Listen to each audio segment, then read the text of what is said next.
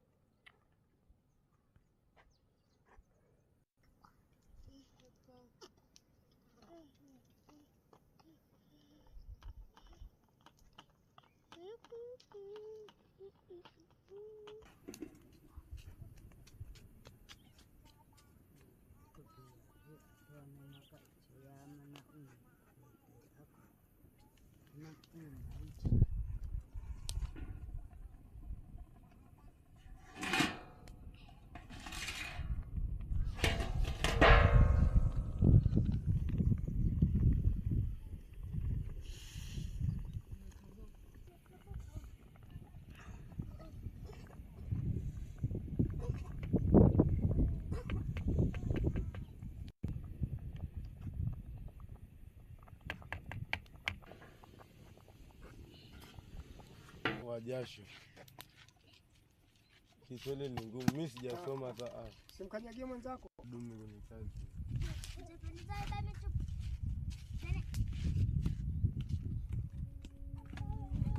Next Hadzabe story. Little Tuya sat quietly beside the fire, holding a small stick and tracing circles in the ash. The grandmother's words still echoed in her mind. The land speaks.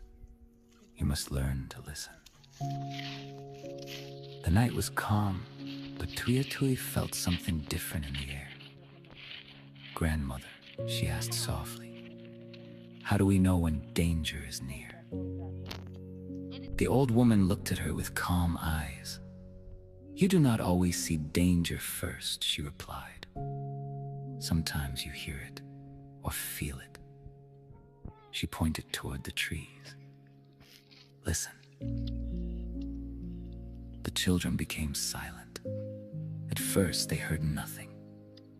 Then slowly, the usual night sounds changed. The insects grew quiet. The birds stopped calling. Tuya's heart began to beat faster.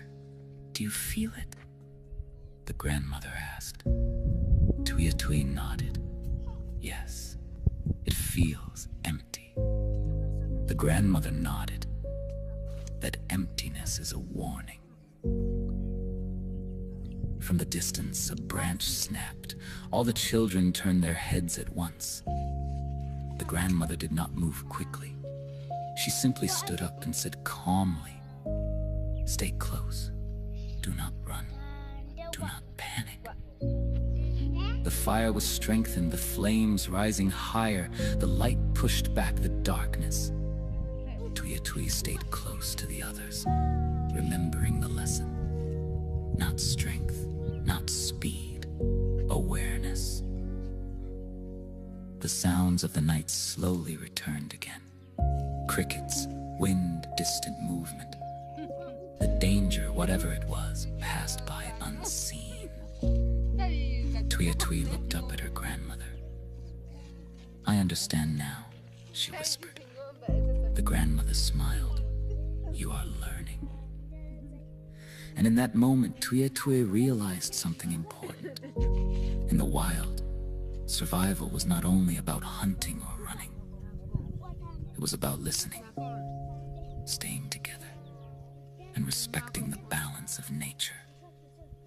Next story. Little Tuya and the morning tracks. Before the sun rose, little Tuya woke up to the soft movement of the camp. The fire was still warm, and the air carried a cool morning breeze. She noticed her grandmother already awake, looking at the ground near the edge of the camp. "Grandmother," Tuya asked, rubbing her eyes, "Why do you wake up so early?" The old woman pointed to the ground. because the land leaves messages while we sleep. Tuya walked closer and looked down.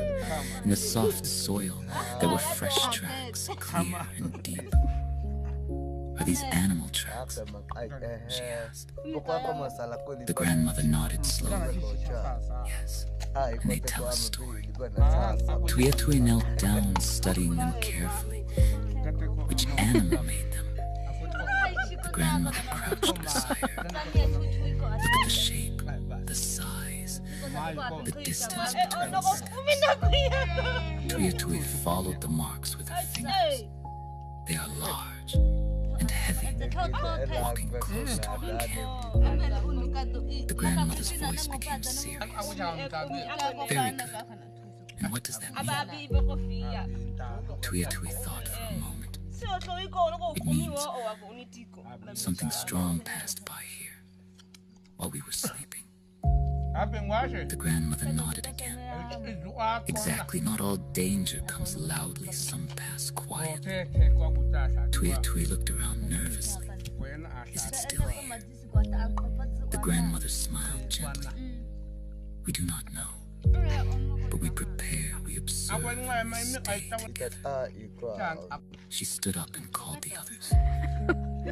Look at the ground before you step, learn what walks around you. The land will guide you if you pay attention. The children gathered, studying the tracks, learning how to read the silent language of the earth. Tuya felt something new inside her. Not fear, but awareness. She understood now. In their world, survival was not just about strength or speed. It was about noticing the small signs others might miss and respecting the unseen stories written all around them in the wild.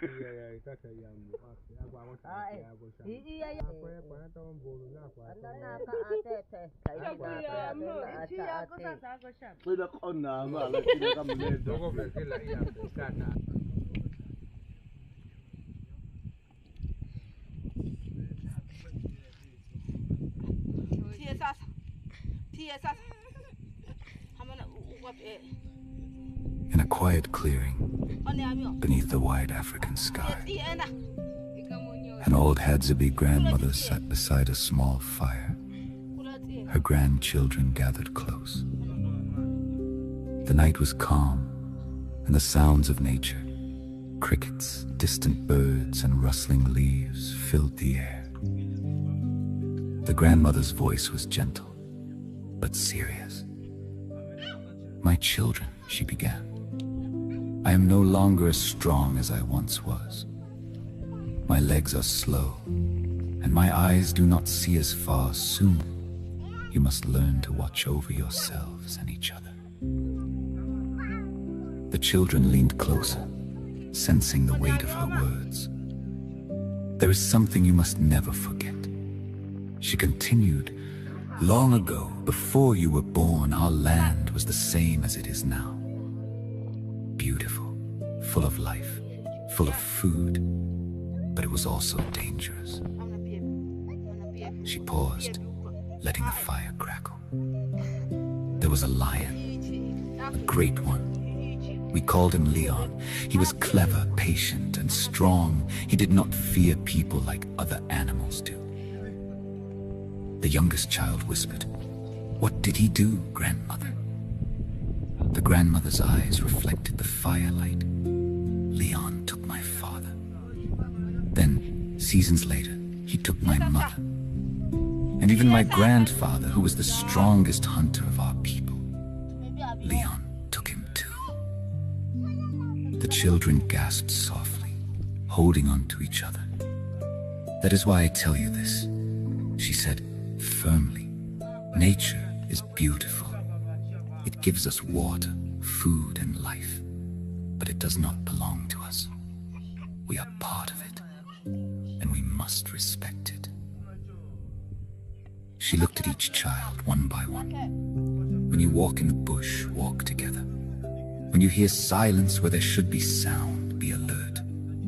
When you see tracks, understand their story, and never think you are stronger than the wild. The fire flickered lower. But most important, she said, her voice softening again. Take care of each other. The fire was small that morning. Just enough to warm the hands, not to chase away the light of the rising sun. Little Tuya Tui sat close to it, carefully turning a piece of food over the glowing coals. Her face was calm, focused, her small hands moving with care as she copied what she had seen her grandmother do many times before. Nearby, a quiet animal sat watching, a panda. It chewed slowly, peacefully, as if it had always belonged there beside her. Tuya Tui smiled softly. You like this? She asked in a whisper, holding up a small piece. The panda blinked and continued eating. Behind her, the grandmother watched in silence for a moment before speaking. You are learning, she said. Tuya Tui turned slightly, her eyes bright. I want to be strong like you. The old woman shook her head gently. Strength is not only in the hands. She stepped closer and sat beside her. It is in how you see, how you listen, how you care. The fire crackled softly. For a while, there was only the sound of chewing, fire, and morning birds. Then Tuya Tui spoke again.